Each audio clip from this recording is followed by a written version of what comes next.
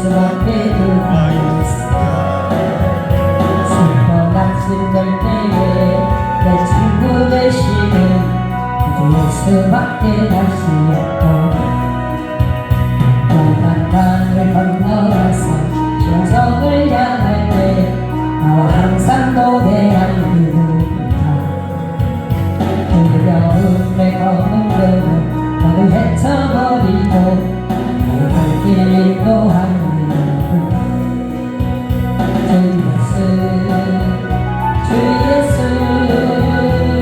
주 예수밖에 누가 있을까. 슬퍼 낙심될 때에 내 친구 되시는 주 예수밖에 다시 없고. 아멘. 말씀 봅니다. 오늘 우리에게 주시는 생명의 말씀, 빌레몬서 1장 8절로 12절의 말씀입니다. 빌레몬서 1장 8절로 12절의 말씀. 계시된 생명의 말씀을 읽을 때 하나님의 뜻이 발견되어지는 시간 되기를 소망합니다. 교독하고 마지막 절 독합니다. 1장 8절. 이러므로 내가 그리스도 안에서 아주 담대하게 내게 마땅한 일로 명할 수 있으나 도리어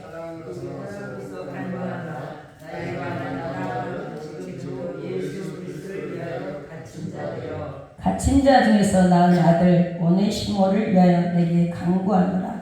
그가 전에는 내게 유익하였으나 이제는 나와 내게 유익하므로 같이 합니다. 내게 그를 돌려 보내노니 그는 내 신복이라.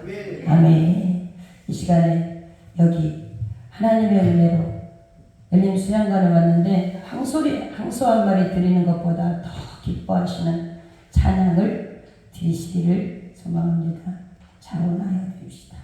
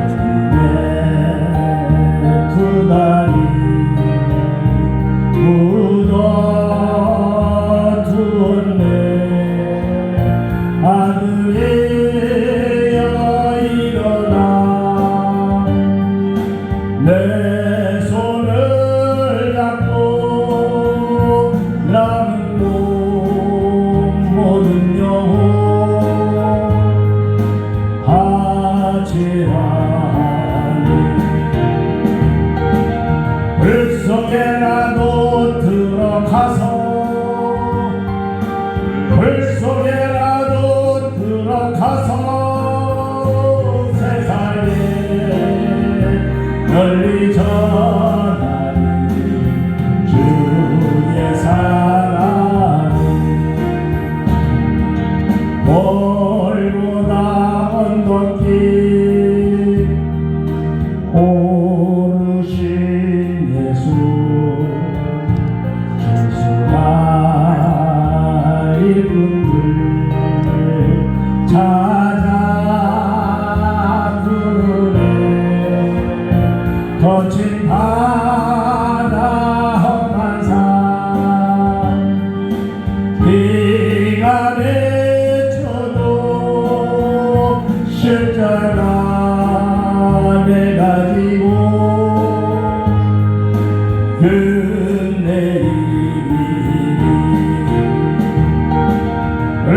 속에라도 들어가서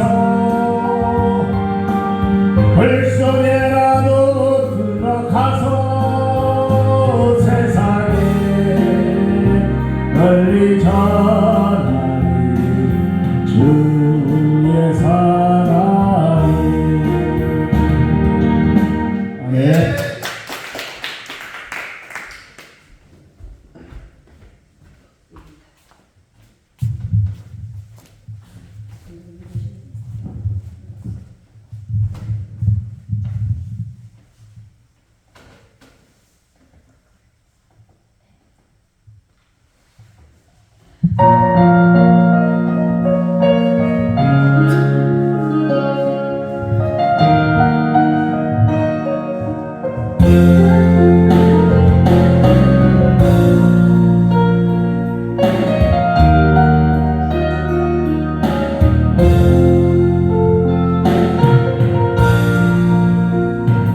아버지 불러만 봐도 그 사랑에 눈물 나요. 나 같은 죄인을 사랑하신 아버지 온종일 물어봐도 감당할 수 없는 그 사랑, 그 크신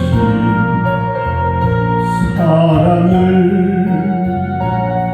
어찌 말로 표현하리. 아버지, 아버지, 내 영혼 깊은 곳에서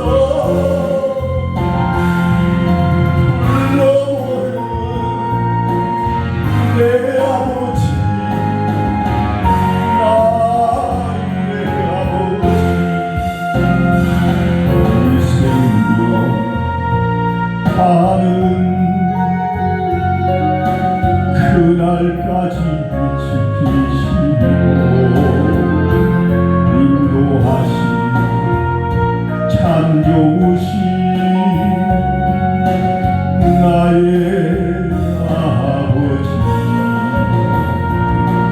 아버지, 생각만 해도 그네에 감사해요. 날 위해 십자가 대신 지신 그 사랑. 아버지, 그 사랑이 강물처럼 흘러넘쳐요. 그 크신 사랑을 어찌 말로 표현하니. 아버지, 아버지, 간절히 두 손을 잡고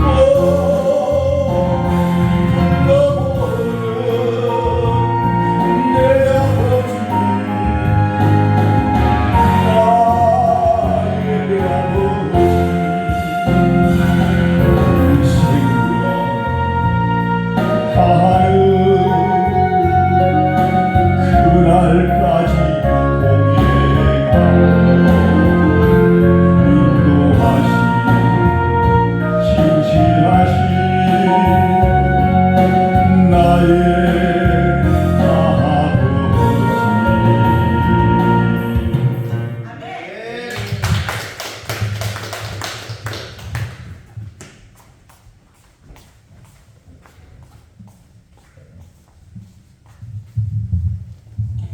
감사합니다. 이 시간에 사랑하는 우리 유동술 학장님께서 둘러스 153 찬양 신학신대원의 학장님이십니다. 오늘 율례문서 1장 8절에서 12절의 말씀을 가지고 오네시모에 대하여 라는 제목으로 말씀을 증거해 주실 때 은혜의 시간 되기를 소망합니다. 하나님의 것을 가지고 돌아갑시다. 충전해서 갑시다. 옆에 사람하고 인사합니다. 잘 오셨습니다. 맛있는 영의 양식 먹읍시다. 영의 양식 먹는 시간이잖아요. 우리가 잘 먹고 소화 잘해서 세상에서 승리하는 저와 여러분이 되길 바랍니다. 우리 학장님 모시겠습니다.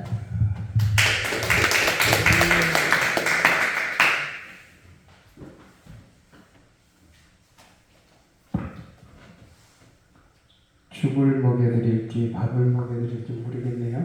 소개를 참여해 주셔서 아버지 감사합니다. 오늘 이렇게 귀한 전에 부족한 종 세우셨습니다. 말씀 감당케 하시고 사람의 생각과 말을 십자가에 내려놓게 하시고 오직 우리 주님께서 우리에게 들려주시게 된 말씀이 우리 귀에 들려져서 세움을 얻고 결단하고 은혜 받는 귀한 시간 되도록 종의 입술을 주장해 주옵소서. 감사드리며 예수님 이름으로 기도합나이다. 아멘. 할렐루야. 아멘.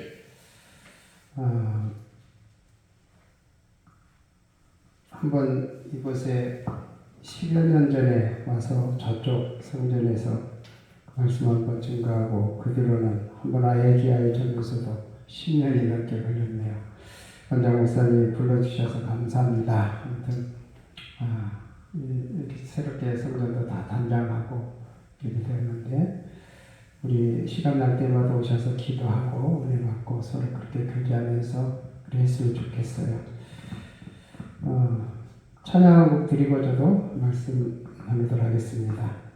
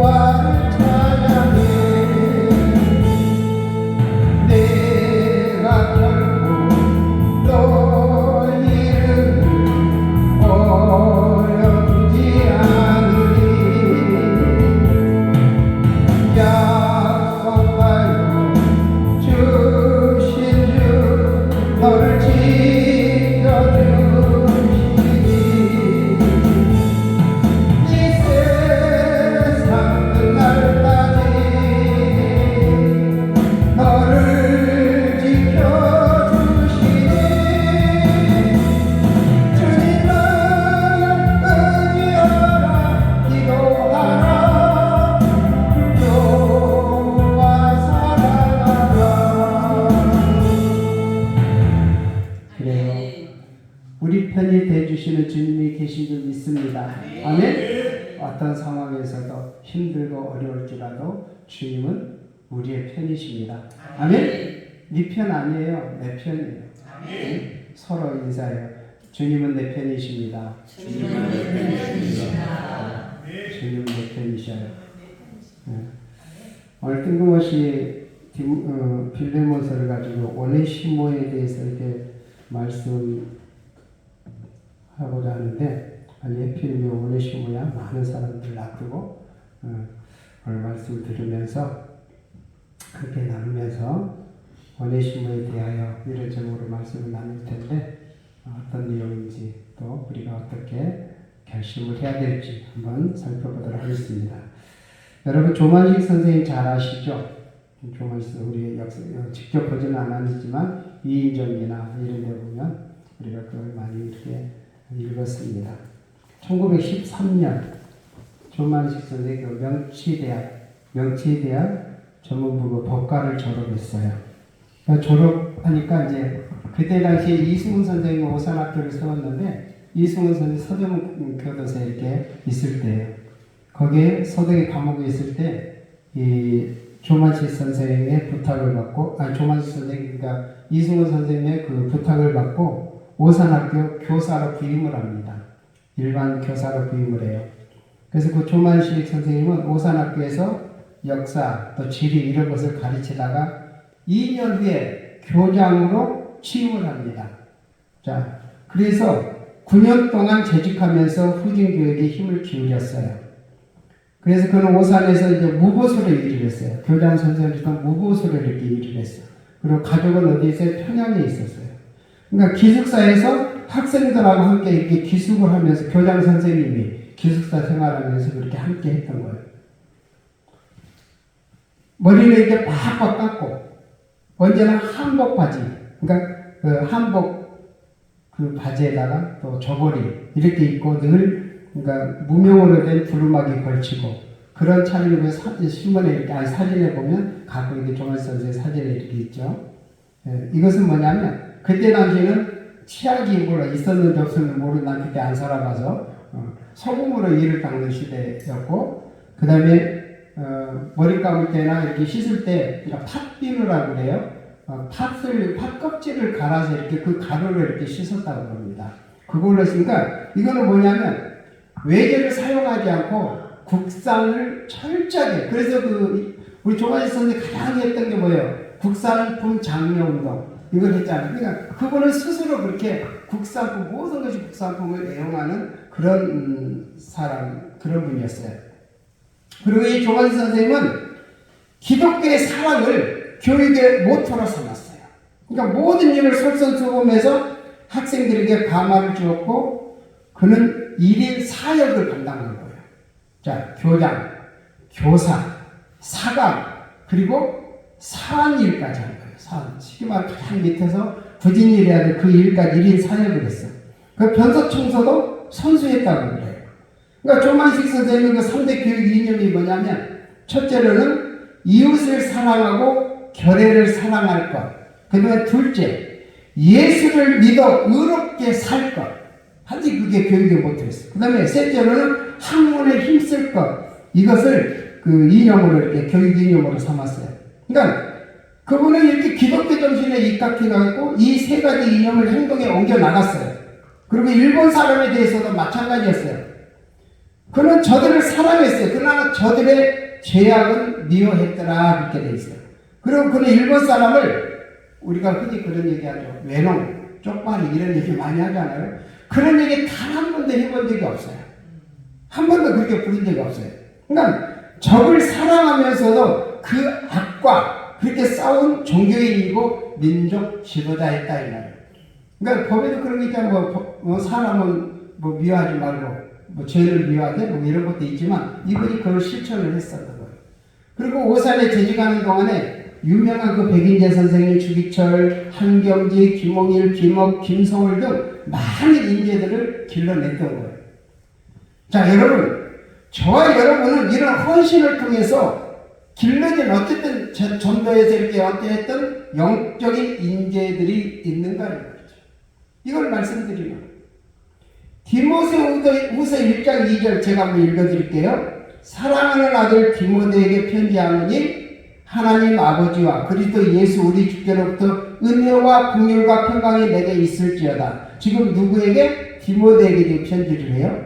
그 다음에 디도서 1장 4절 보면 같은 믿음을 따라 나의 참 아들 된 디도에게 편지하노니 하나님 아버지와 그리스도 예수 우리 구주로부터 은혜와 평강이 내게 있을지어다. 디도에게도 이렇게 아들이라고 표현해요. 그리고 빌레몬서 1장 10절 오늘 1장 8절에서 12절까지 읽었는데 여기에 뭐라고 되어 있어요? 갇힌 중에서 낳은 아들 오네시모를 위하여 내게 간구하노라. 그러니까 크게 제자들이 가장 이렇게 영적인 아들로 삼았던 제자들이 누구예요? 디모데하고 누구 있어요? 디도. 그 다음에 또 누가 있어요? 오늘 보면 오네시모 이렇게 세 사람이 있더라는 거죠. 그러니까 우리 사람에게는 생명보다도 소중한 것은 없어요. 그죠? 목숨을 잃은 천하를 다 잃는 거잖아요. 왜냐하면 한 번 주어진 이 생명은 다시 주어지지 않잖아요. 그렇기 때문에 단 한 번뿐인 이 인생을 어떻게 사느냐, 이것이 참으로 중요하다는 거죠. 성경에는 많은 인물들이 있습니다. 자신의 인생을 성공적으로 사는 많은 사람들이 있다 이거예요. 그들은 하나님의 일꾼으로 쓰임받으면서 훌륭한 발자취를 남기고 하나님께로 간 사람들이에요. 그런데 저는 이렇게 위대한 사람들과는 감히 비교가 할 수 없는 초라한 한 사람을 생각해 보려고 하는 거예요. 바로 이 오늘 주제인 오네시모예요. 자, 신앙생활을 오래 하신 분들 아마 생소한 이름일지도 몰라요. 그는 어떤 특별한 기적의 주인공도 아니에요. 어떤 설교자도 아니에요.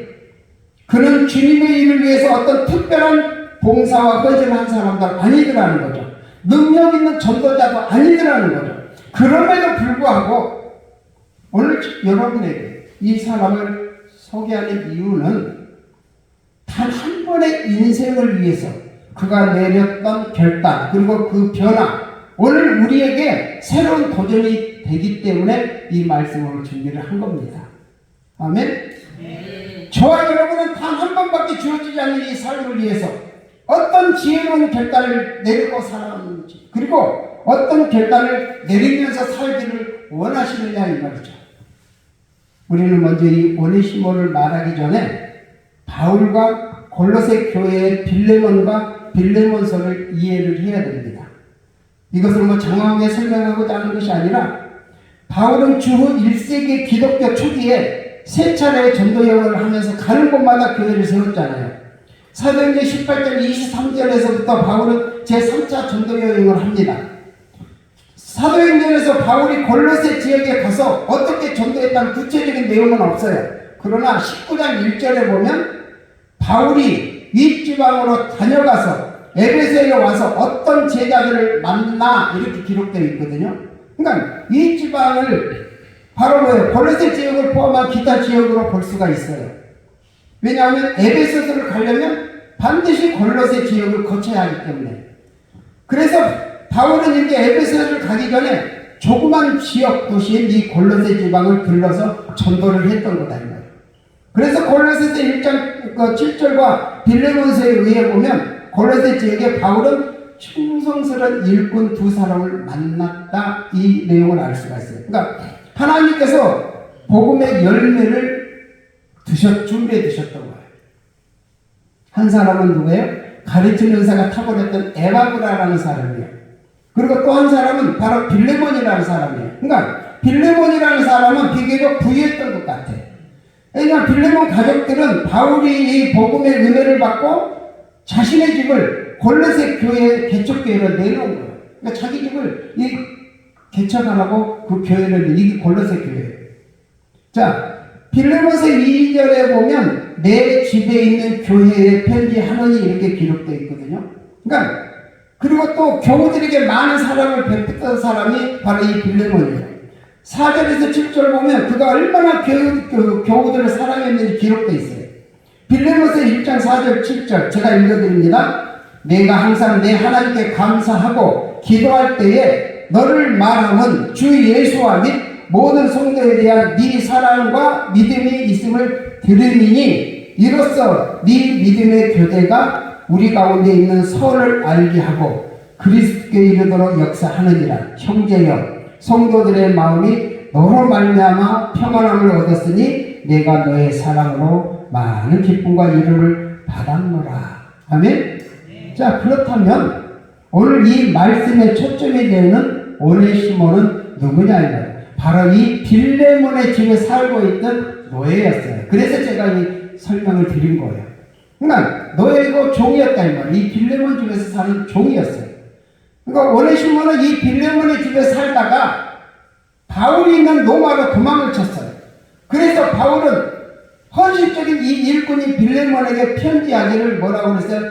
이 오네시모가 이제는 변화된 그리스도의 일꾼이 되었으니 그를 받아주고 너그러이 용서해 달라는 부탁을 하고 있는 거예요. 이 애정어린 부탁의 편지가 바로 빌레몬서더라 이 말이에요. 우리 고영장 목사님 소개했는데 우리는 학교를 하고 있잖아요. 많은 사람이 다녀가요. 말 그대로 속된표현은 세상 5만 사람 다 다녀갑니다. 감당하기 어려운 사람들 참 많아요. 그런데 이런 모든 사람을 품어 안은 분이 바로 고영자 목사님이에요. 교회에 다니고 나고 있고 저는 학교를 이렇게 하고 있는데 저는 그거 참기 힘들어요. 그런데 다 이렇게 품어 안아요. 애정으로 다 이렇게 안더라 이거죠.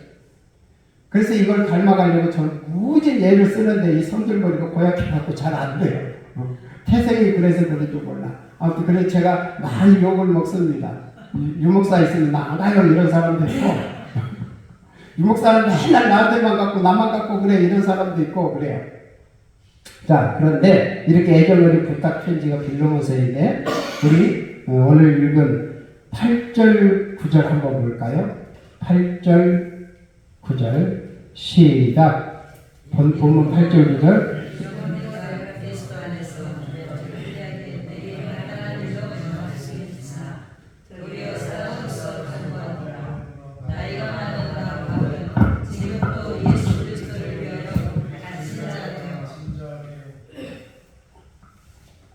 아멘. 자, 그러니까 담대하게 내게 마땅한 일로 명할 수 있으나 그랬잖아요. 그러니까 많은 담력을 가지고 마땅히 명할 수 있으나 옛날 책은 그 개역 한글에는 그렇게 되어 있거든요. 자, 이 말씀은 어떤 의미일까? 그리스도인으로서 남을 용서하는 일에 대해서는 담대한 용기를 가지고 목회자인 나 바울의 입장에서 마땅히 명령할 수도 있지만 간곡히 부탁한다는 말이에요. 제가 여기에 찔림을 많이 받았습니다. 어떤 권위를 가지고 명령과 일방적인 지시를 하는 것이 아니라 인격적으로 이 빌레몬을 대하면서 사랑의 권고를 하고 있는 것이다. 야, 너 이렇게 해. 당신 이렇게 해야 돼. 이런 것보다도 그 사람의 인격을 존중하면서 최대한의 예의를 갖추고 권고를 했었을 때 사람의 관계가 원활해지더라는 거죠. 자, 사람은요, 좋은 인간관계를 맺을 때 행복할 수가 있는 거예요. 저와 여러분이 좋은 관계를 맺으면 얼마나 행복해요. 그런데 조금 이렇게 틀어지면 굉장히 불편하잖아요. 그러니까 우리 항상 좋은 관계를 맺어야 돼요. 제가 어떤 세미나에서 이런 말을 들은 적이 있어요. 상대방과 좋은 인간관계를 맺으려면 그 사람의 마음을 붙잡으라. 아멘?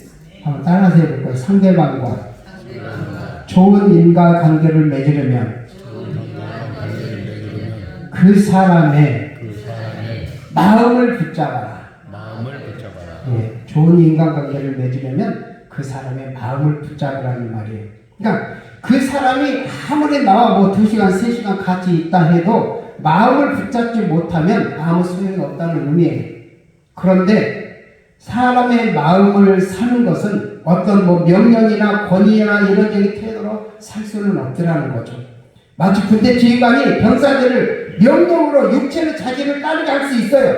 그러나 그 명령으로 병사들의 마음까지 자신을 사랑하거나 존경하도록 만들 수는 없다는 거다 이 말이에요. 그것은 뭐예요? 명령으로 되는 것이 아니라 인격과 진실한 사랑으로 가능한 것이다. 이것이 바로 바울이 가졌던 지도력의 비결이다라는 거죠. 여기 거의 대부분 목사님들이잖아요.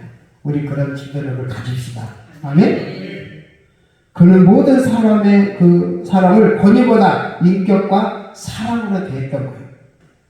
오늘 우리들에게 있어서 이 인간관계가 깨지는 원인 중에 하나가 무엇이냐 이 말이에요. 자신과 비교해서 못한 사람들을 무시하는 데 있어요. 나보다 못한 사람들은 굉장히 사람들이 무시를 해요. 그 사람을 나와 똑같은 인격으로 생각하는 것이 아니라 외모나 환경이나 어떤 학벌이나 사회적 위치나 경력 등을 자신의 잣대로 재보고 나서 마음 깊은 곳에 이미 무시하는 마음을 가지고 있기 때문에 그런다, 이렇게 말합니다. 그래서 어떤 사람은 1년 이상 인간관계를 지속하지 못하는 경우가 얼마나 많느냐 이 말이에요. 처음에는 야, 이런 사람도 있구나 할 정도로 호감을 갖게 해요. 그런데 나중에 보니까 다 실망을 줍니다. 여러분, 저와 여러분의 친구, 가족, 어떤 직장 동료, 이웃 사람들, 또 우리가 같이 동역하는 이런 사람들을 통해서 행복을 얻기 원하시느냐 이 말이에요. 그러면 먼저 여러분 속에 비교의 계단을 내려놓으시기 바랍니다. 아멘? 아멘 안 하는 겁니다. 안 내려놓으시려고 합니다. 어떤 사람이든지 나와 똑같은 인격을 가진 소중한 사람으로 대해보시면 그렇게 되더라는 거죠. 중요한 것은 어떤 행동을 바꾸는 것이 아니라 마음을 바꾸는 거예요.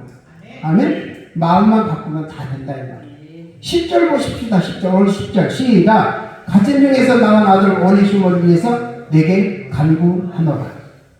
자, 바울은 이 오네시모를 말하기를 갇힌 자 중에 나온 아들 이렇게 얘기했잖아요. 이 말은 뭐예요? 옥중에서 믿음으로 인도했다는 말이에요. 그래서 오네시모는 육신의 아들이 아니라 바울을 통해서 믿음의 아들이 되었다 이 말이다. 우리는 여기서 오네시모의 변화를 말하기 전에 몇 가지 의문점을 생각하면서 은혜를 나눠볼 필요가 있어요. 먼저는 오네시모는 어떤 사람이고 왜 그토록 사랑과 인정 많은 주인인 빌레몬의 집에서 도망했고, 도망했으면 자유롭게 살지 않고 로마 감옥에 있는 바울에게 왜 찾아갔는가, 이런 의문점이 들잖아요. 먼저 그는 뭐였어요? 신분이 노예잖아요. 당시 사회에서 노예나 종들은 사람이라기보다는 물건 취급을 받았어요. 노예가 되는 경우 여러 가지 있지만 이런 경우가 노예가 돼요. 즉 절벽에 져갖고 포로로 되어서 잡혀왔던 사람들 노예가 되잖아요. 아니면 빚을 많이 져갖고 갚지 못해서 몸으로 대신 팔려서 그렇게 노예가 되는 경우, 그 다음에 아버지가 노예였기 때문에 노예가 그냥 되는 경우, 이런 경우가 있었어요. 그러니까 어떤 경우든 이 종들은 재산의 일부로 취급되었고 사람으로서의 인격적인 대우를 전혀 받지 못했어요. 그러니까 주인은 재판관에게 가지도 않고도 얼마든지 체벌을 가할 수 있는 그런 상황이었어요. 자, 오네시모의 인생은 이렇게 비참했다 이 말이에요. 노예로서 인생을 마쳐야 하는 그런 운명이었어요. 아무런 희망도 꿈도 가질 수 없어요. 주인이 시킨 대로 그저 일하고 먹고 자는 것 뿐이에요. 그의 앞에 있는 것은 캄캄한 어둠뿐이다 이 말이에요. 결혼도 주인이 허락해야 할 수 있어요. 자식을 낳아도 주인의 소유예요. 내 소유가 아니야. 이런 신분의 오네시모가 도망해서 바울을 만나서 변화된 것이다, 이렇게 되어 있는데 의문이 많이 들잖아요. 이 부분에 대해서 성경학자들은 성경을 이렇게 자세히 설명하고 있지 않아요. 그런데 대부분의 성경학자들은 오네시모를 어떤 사람으로 해요? 도망해서 방황하다가 우연히 바울을 만나서 복음을 듣고 변화되었다, 이렇게 말을 해요. 여러분이 주석 성경을 가지고 있다면 아마 그렇게 설명할 수도 있어요. 그런데 저는 여러 가지 정황으로 미루어 볼 때 오네시모는 우연히 바울을 만난 것이 아니라 하나님의 섭리 가운데 계획적으로 바울을 만났다, 저는 확신을 해요. 왜냐하면 그 이유가 있어요. 첫째 보니까 이유는 오네시모가 도망했다면 문화사회도 어떤 언어도 완전히 다른 그 로마까지 그토록 멀리 갈 리가 없어요. 독일 로마에서는 노예 제도가 엄격해가지고 잡히면 즉시에 죽음을 면치 못하는 그런 나라잖아요. 그러니까 그 당시에 가장 강대국으로 용명을 떴던 그런 나라였어요.